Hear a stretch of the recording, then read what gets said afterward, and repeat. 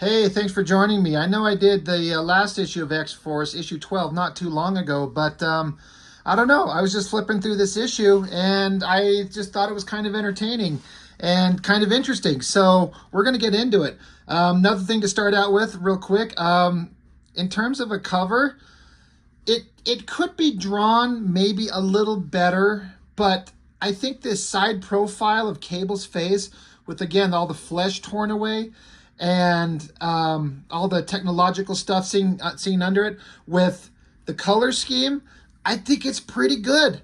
And this Mark Pacella with Dan Panosian inks. I've said before on the last couple issues that Pacella was drawing, when I was a kid, I felt like it was such a massive step in the wrong direction from Rob Liefeld. And I still think that's basically true, but I don't think it's a massive step in the wrong direction anymore. I have to be honest. I can see value in Pacella's work.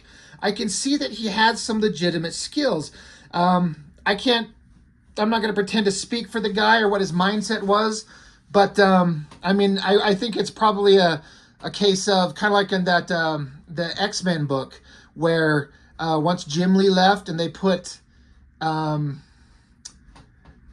Art T-Bear on penciling duties, and it seemed to me like they were trying to tell him, do your best Jim Lee imitation. And the same thing here on X-Force. Do your best Rob Liefeld imitation. And Pacella's work definitely looks like he's from that kind of school of, or he's at least trying to emulate that kind of school of artistic excitement and energy that Liefeld had brought to the public's attention in a way that no one else had. He had something unique. But Pacella, while he's lacking some stuff that Liefeld has, he absolutely has some other things that Liefeld doesn't. I think he's got more drawing ability for sure. It's not as bad as I used to remember it. I think that his basic figure drawing and his structures are pretty solid for kind of superheroic comic book action stuff. It's the nonsensical, over-the-top, unnecessary cross-hatching and rendering that's just kind of a bunch of lines everywhere where he kind of loses me. But it's just not as bad as I used to think it was. So anyway, the story I talked about last time in the last issue of X-Force, how this same storyline has been going on. This is issue 13. Since starting like issue 5, it's like the same story and almost like the same day or two, or just a couple of days, and been going on for so long. It's really dragging out.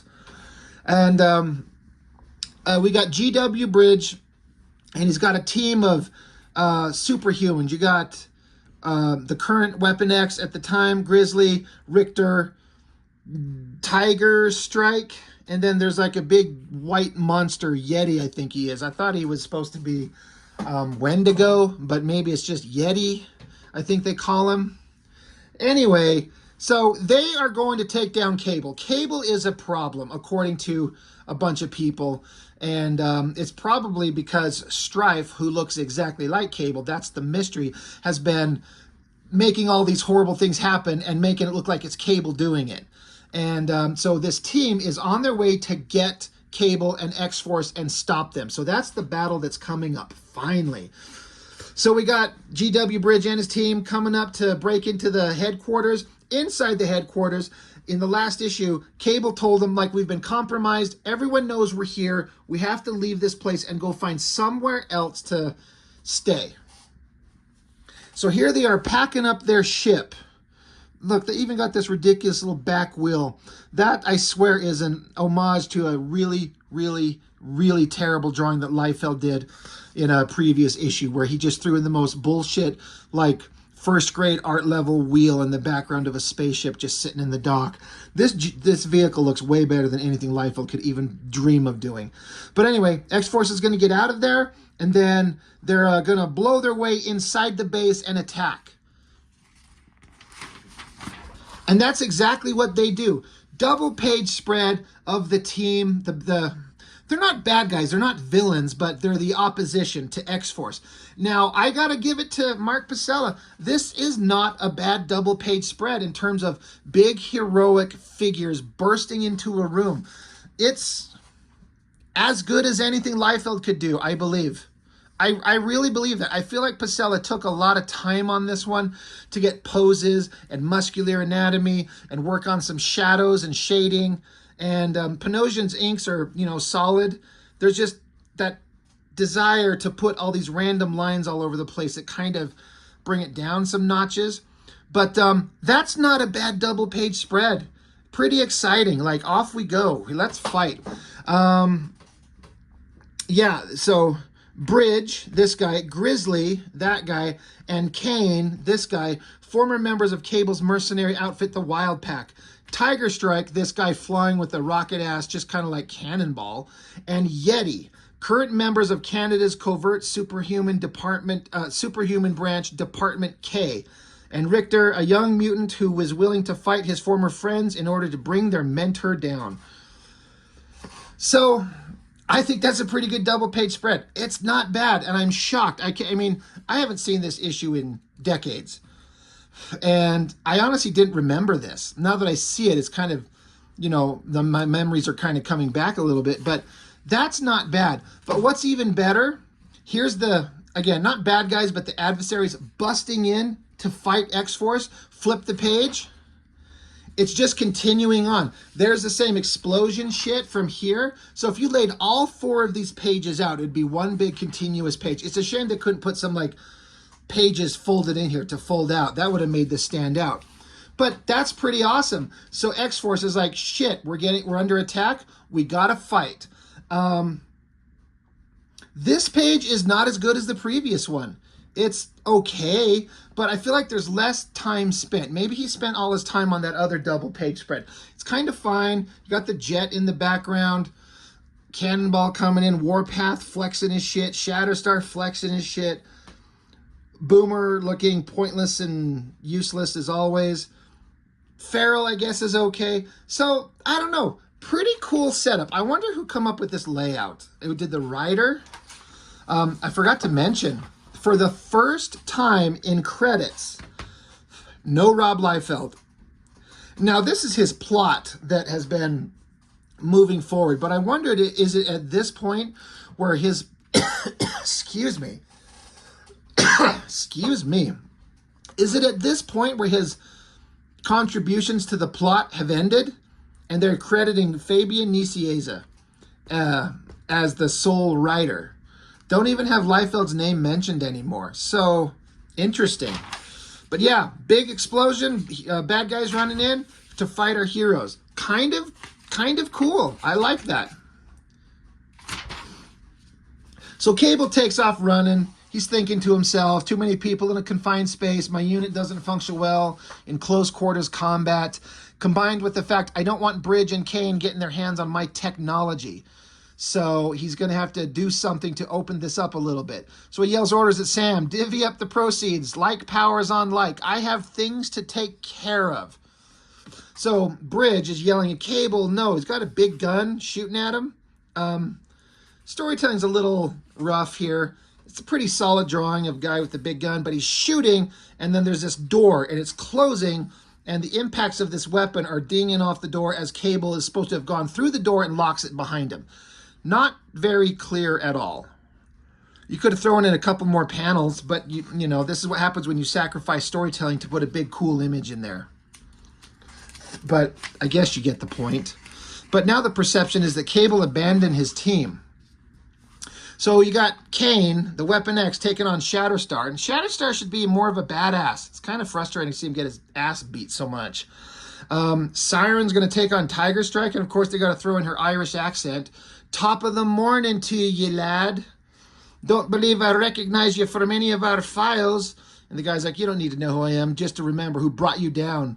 She's like, good point. Fine, then. Let's have at it. This is fucking stupid. You got Warpath facing off against Grizzly. And Grizzly's being rational. He's like, look, kid, we're after Cable. We don't have to fight. And Warpath is like, you invade our home such as it is and tell me you don't have a problem with us? Tough. How's about I got a problem with you? And then Feral, she's taking on this Yeti guy. She's like, all right, I'll take on the animal. Let's go. Let's start tearing each other apart.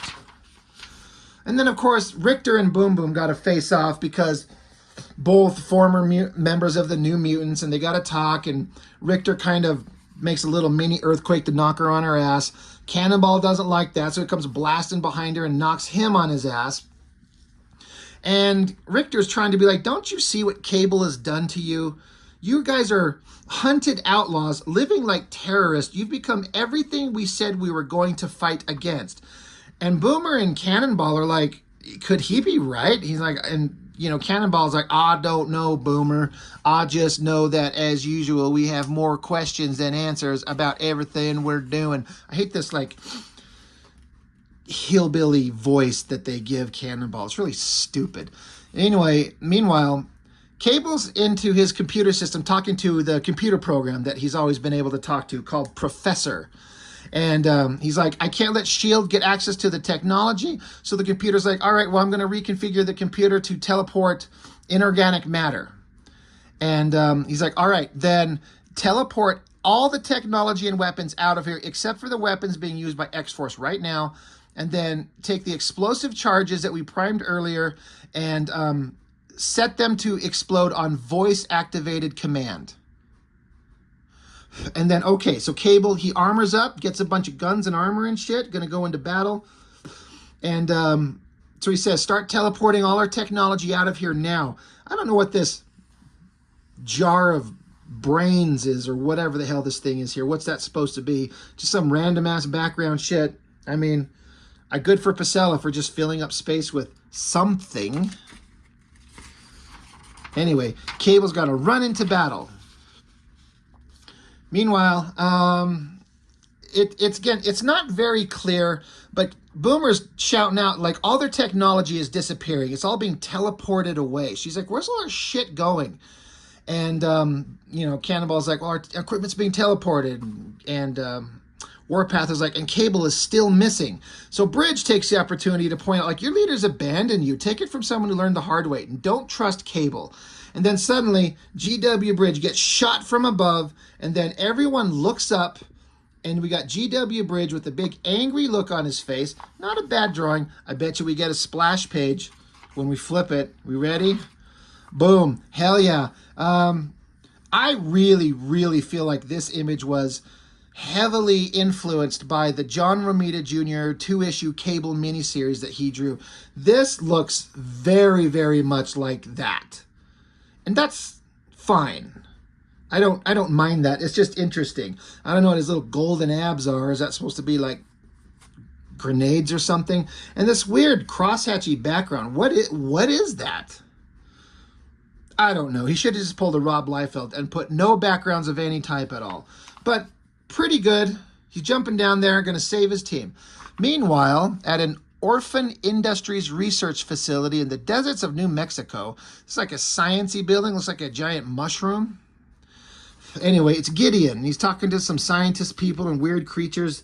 And they're performing a science experiment on Sunspot, where Gideon thought he was supposed to be the Eternal High Lord or whatever, and he misjudged. It's actually Cannonball, but he thought it was Sunspot, so Gideon manipulated Sunspot to come with him.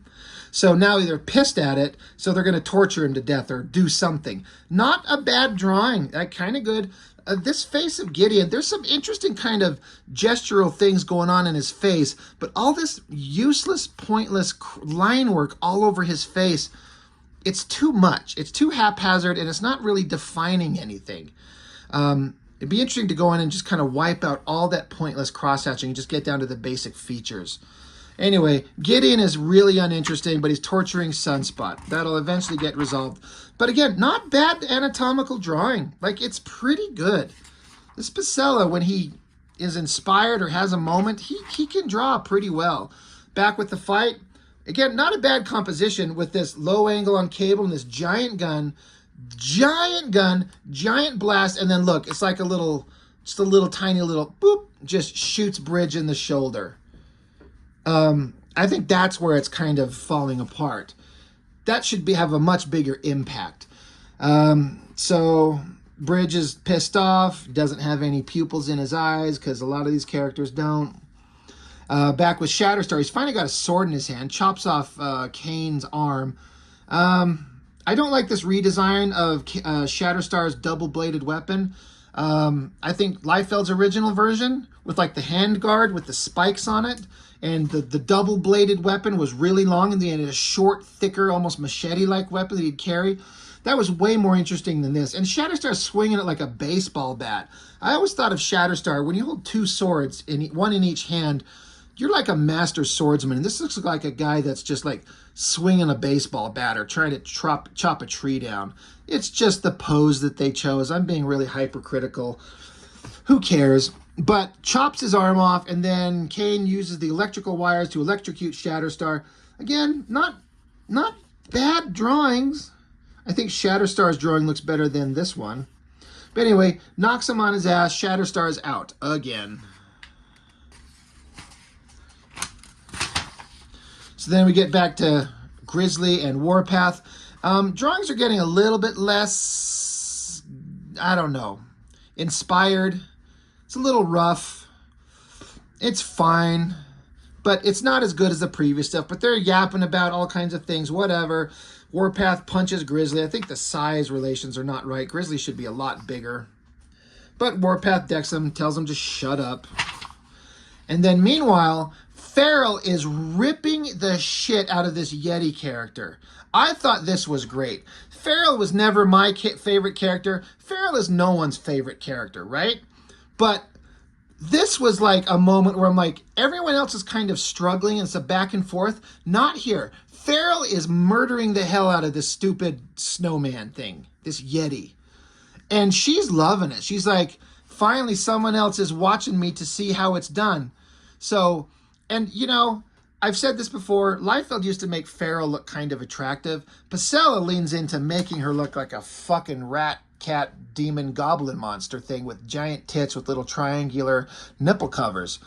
I mean, she could still get it, don't get me wrong. But, and then the positions of her arm are kind of weird, but the energy and action is there. She's ripping this guy apart.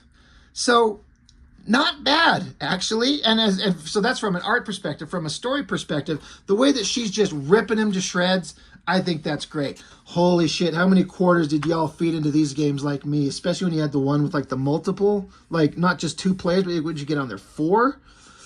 God, I pumped a lot of quarters into that game. So fun.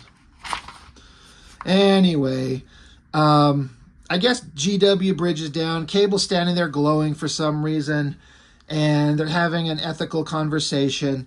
And Cable's got to take off. And then I guess now they're not mad at Domino, even though this is imposter. Or maybe they don't know that she's an imposter, but they think that she has betrayed them. But anyway, we got to get out of here. We got to take it to Tolliver. We got to go get to him.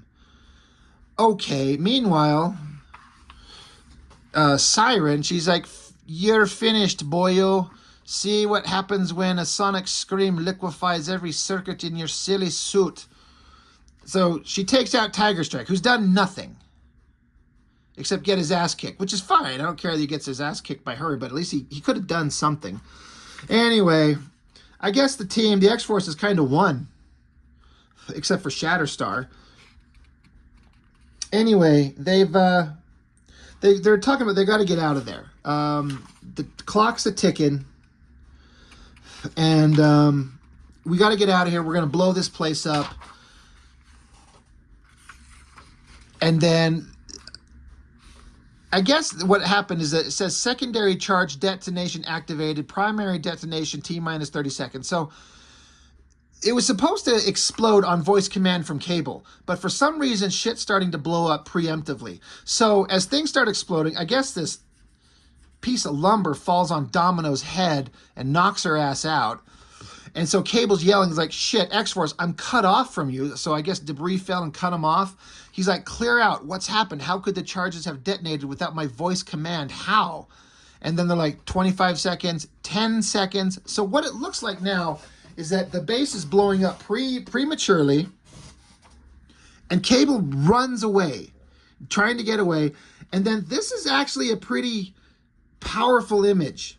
This is Cannonball trying to solve a problem with seconds to go. He's like, oh Lord, what did he do this time? We'll never get out of here on time. X-Force, around me quickly. Weapon Prime, you too, hurry, boom, boom, boom. Drop Richter if you have to.